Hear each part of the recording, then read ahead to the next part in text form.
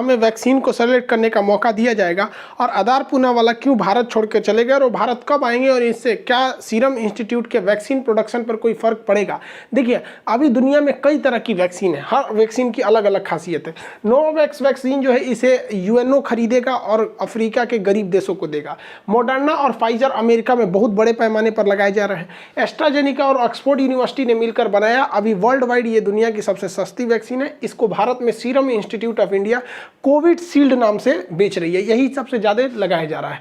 Johnson and Johnson की भी vaccine जरूरी है अभी, लेकिन स्पुतनिक, रूस की स्पुतनिक 5 जो वैक्सीन है, स्पुतनिक वी, ये वैक्सीन दुनिया में सबसे जल्दी तैयार की गई वैक्सीन थी। हालांकि ये सारी वैक्सीन और भारत की जो भारत की जो बनाई गई वैक्सीन कोवैक्सीन है, ये कई तरह के म्यूटेशन पर काम कर रही है। जितने भी वैक्सीन है सब अच्छे काम करते हैं, बशर्ते बस चाइना वाला जो सिनोवैक्स है उसको छोड़कर। पहले बात करते हैं कोविशील्ड की। कोविशील्ड वैक्सीन को सीरम इंस्टीट्यूट ऑफ इंडिया बना रहा है, पुणे में, आधार पुणे वाला की कंपनी। ये वैक्सीन जो है आरएनए वायरस पर आरएनए टेक्नोलॉजी पर काम करती है। ये जो है वैक्सीन जो है ये कोरोना वायरस के जो स्पाइक प्रोटीन है उसको जाके यहाँ से लॉक कर देती है। ये लॉक जब हो जाता है, इस पर हम एक तो वीडियो बना चुके हैं कि कैसे वैक्सीन काम करता है, वो तो हम बता ही चुके हैं आपको। तो ये लॉक कर देती है, तो इसका जो ये स्पाइक प्रोटीन है ये लॉक हो जाएगा, तो एंट्री नहीं कर पाता ये अंदर, और कई सारे एंटीबॉडी बनाकर ये लॉक करने में कामयाब होती है। लेकिन ये जो वैक्सीन है, ये आरएनए वैक्सीन 80% तब कारगर होगी जब आप 42 से 56 दिन का गैप करके लेंगे। तो इस वैक्सीन की एक खराबी, मतलब खराबी क्या है, बहुत बाद में पता चला कि 28 दिन पर लेने पर यह केवल 54% कारगर है। अब कुछ लोग सवाल ये उठा रहे हैं कि बहुत सारे डॉक्टर हैं, उन्होंने भी ये वैक्सीन ले रखी थी और दोनों डोज ले रखी थी, फिर भी उन्हें क्यों कोरोना हो गया। देखिए भाई, ये वैक्सीन अगर आप 28 दिन पे लेंगे तो ये 54% ही कारगर है, लेकिन अगर आप इसे 56 दिन पर अंतराल पे लेते हैं तो ये 80% कारगर है। तो भारत सरकार जब शुरू में, जब ये जनवरी में वैक्सीनेशन चालू हुआ था, तो डॉक्टरों को जो डोज लगाए थे वो 28 दिन पर लगाए थे, जिस वजह से ये उनमें उतना इफेक्टिव नहीं थी। इसलिए भारत सरकार ने बाद में इसके डोज को, डेट को 42 से 56 दिन कर दिया।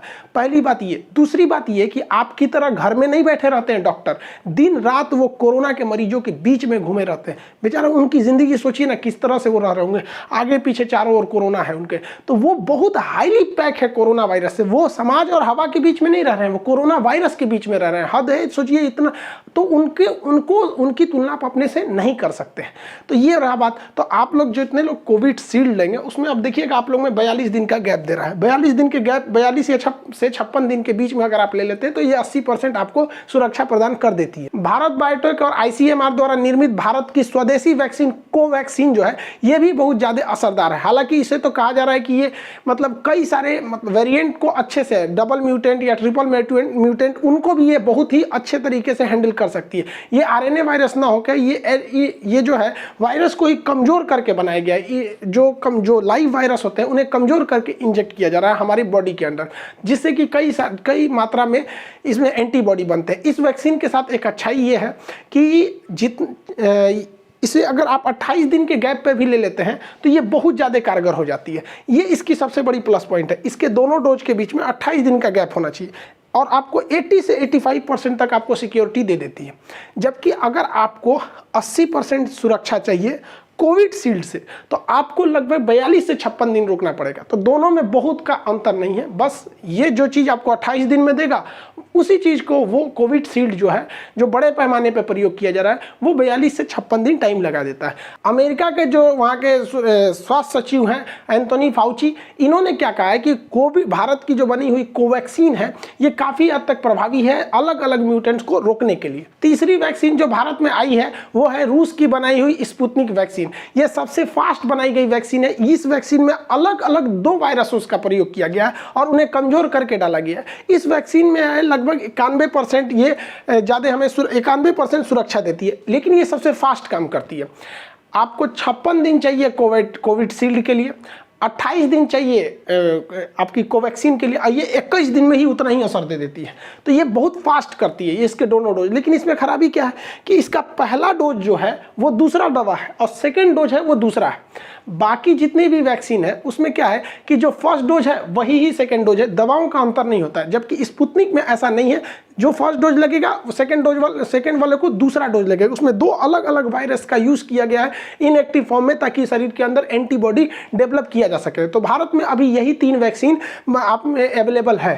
फाइजर की वैक्सीन 95% तक असरदार है, बट इसको बहुत ज़्यादा कम टेम्परेचर पर -70 पर रखने पे इतना हम लोग के पास अभी वो उस तरह का कोल्ड चेन हम लोग के पास अवेलेबल नहीं है।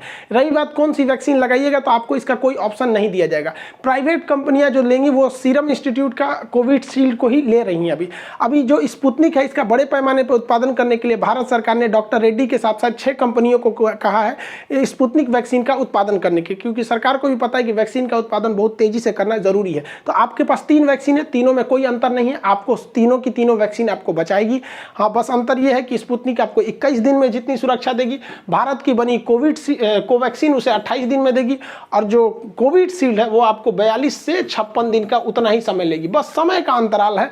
अब जैसे मान के चलिए अभी सिचुएशन बहुत वो है, मतलब डेंस है, बहुत तेज से कोरोना बढ़ रहा है, तो अगर आप 1 डोज भी ले लेते हैं वैक्सीन की, 1 डोज भी, तो आपको ये कारगर होगी, लेकिन डबल डोज इतना कारगर नहीं होगी। वैक्सीन जो है ये आपको इस बात की कभी गारंटी नहीं देती है कि आपको दोबारा कोरोना नहीं होगा। बहुत कम चांस है आपको होगा। जैसे 17 लाख लोगों को वैक्सीन दिया गया था तो उसमें मात्र 6000 लोगों को कोरोना हुआ था। तो कितना छोटा सा आंकड़ा है, 17 लाख लोगों, और उसमें से भी जान नहीं जाती है। वो अब जैसे कुछ डॉक्टर की जान चली गई, तो देखिए डॉक्टर्स में बताया ना आपको कि वो दिन रात कोरोना के बीच में रहते हैं। आप दिन रात कोरोना के बीच में नहीं रहते हैं, इसलिए आपको डरने की कोई जरूरत नहीं है। कोई भी वैक्सीन लगाइए, ये केवल यही करेगी कि आपको वेंटिलेटर और ऑक्सीजन की नौबत नहीं आने देगी। आपको कोरोना होगा, नॉर्मल खांसी बुखार की तरह होगा, फिर सही हो जाएगा। आज हम भी अपना वैक्सीनेशन करा लिए। हम जो वैक्सीन लगाए वो सीरम इंस्टीट्यूट वाला कोविशील्ड लगाए, अपने सारे स्टाफ लोग को भी हमने यही लगाया। लोग कहते हैं कि बुखार आता है, ये होता है, हमको ऐसा कुछ नहीं हुआ। जब से वैक्सीन लगाए हैं तब से हम पैरासीटामोल की ये 5 रुपए की 5 गोली खरीद के रखे हुए हैं।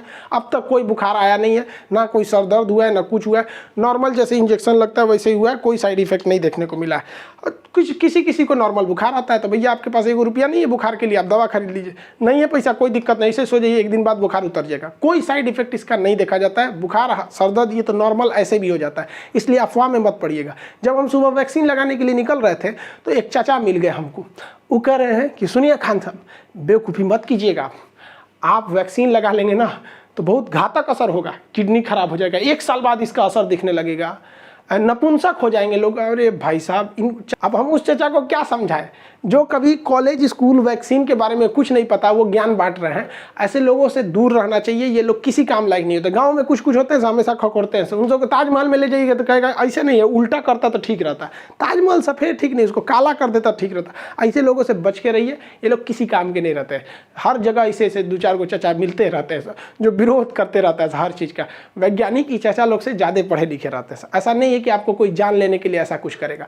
और एक और अफवाह उड़ रहा है कि 5G का जो ट्रायल हो रहा है उसके वजह से जान चली जा रही है। एकदम अफवाह है भैया। 5G का ट्रायल महाराष्ट्र और दिल्ली के एरिया में, बहुत छोटे से एरिया में हुआ, वो भी कोविड से पहले हुआ था वो ट्रायल वगैरह। इससे कोई मतलब नहीं है। लेकिन पता है कि सरकार चिल्लाते रह जाए, यहाँ डॉक्टर चिल्लाते रह जाए कि वैक्सीन लीजिए वैक्सीन लीजिए, ये रातों रात न्यूज नहीं बनता है। लेकिन 5G के ट्रायल की वजह से जान जा रही है, ये ऐसा नहीं है। जो नया वायरस आया है ना, डबल म्यूटेंट है, ये उससे ज़्यादा खतरनाक है। इस वजह से ये ज़्यादा सीरियस डाल रहा है। तो लोगों को लग रहा है कि इसके वजह से लोगों की जान जा रही है। ऐसा नहीं है। ये पहले वाला जो कोरोना था 7 दिन में फेफड़ों को जितना नुकसान करता था, ये कोरोना 2 दिन में ही उतना ही कर दे रहा है। इस वजह से ज़्यादा खतरनाक है। मौका नहीं दे रहा है ये वाला कोरोना। इसको 5G से कोई लेना देना नहीं है। आप वैक्सीनेशन कराइए अगर आपकी जान प्यारी है तब। इजराइल जो है, आप देखिए, इजराइल ने अपने आप बहुत बड़ा त्यौहार भी मना लिया जिसमें 1.5 लाख लोग वहां पर उपस्थित थे बिना किसी सोशल डिस्टेंसिंग के।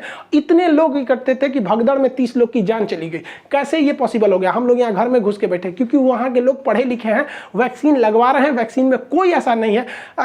सोचा कुछ जो वैक्सीन के बारे में अफवाह फैला रहे हैं, सोचा को जेल में डाल देना चाहिए सचुरों को। यहाँ पे अजीब अजीब है सब। अफवाह पे मत जाइए। देखिए, बचपन में भी हम लोग को बहुत अफवाह उड़ाया गया था कि मेढक मार दोगे तो कान पक जाता है। कौन सी कान पकेगा? स्कूल जाते थे लोग तो कहते तो पेंसिल का ये जो छिलका होता है इसको दूध में डालो तो रबड़ बन जाता है। मोर के पंख को हम लोग चौक खिलाते थे लोग। अजीब हाल होता है। यहाँ पे कहते बर्तन में खाना मत खाओ जिसमें बनता है, नहीं तो शादी में बारिश होने लगेगी। सूप जो चावल फट कर जाता है आगे मत जाओ, नहीं तो देर से ब्याह होगा या फिर दहेज नहीं मिलेगा। बगुला उड़ के जाएगा तो बगुला बगुला तार दे सोने के तलवार। ये सब क्या था? ये सब अफवाहें थी। तो हम हिंदुस्तानियों को बचपन से ही आदत है कि गुल्लर के फूल पड़ जाता है तो कोई चीज़ खत्म नहीं होता है, तो इस अफवाह पे ध्यान नहीं देना चाहिए। वैक्सीन कारगर है। हमारे भाई साहब सीरम इंस्टीट्यूट ऑफ इंडिया जो पुणे में इसका हेडक्वार्टर है, उसके मालिक आदार पूनावाला, इन्होंने भारत छोड़ के लंदन शिफ्ट हो गए कुछ दिन के लिए। रीजन इन्होंने बताया कि कुछ मुख्यमंत्रियों, कुछ बड़े बड़े उद्योगपतियों, अधिकारी तथा बड़े रसूख वाले लोग इनको फ़ोन करके धमकी देते थे, और जिस वजह से ये बहुत ज़्यादा फ्रस्ट्रेशन में थे और ये लंदन शिफ्ट हो गए। और इन्हें पत्रकारों ने पूछा कि आप इस बढ़ते कोरोना को ले किसे जिम्मेदार मानते हैं, क्या आप चुनावी रैली या कुंभ के मेला को जिम्मेदार मानते हैं? तो इन्होंने कहा कि अगर हम इसका जवाब देंगे तो हमारी जान भी जा सकती है। ये देश के लिए बहुत गलत बात है। कोई भारत का इतना प्रतिष्ठित व्यक्ति जिसके ऊपर पूरे देश की वैक्सीनेशन की जिम्मेदारी, लोगों की जान की जिम्मेदारी होगी, वह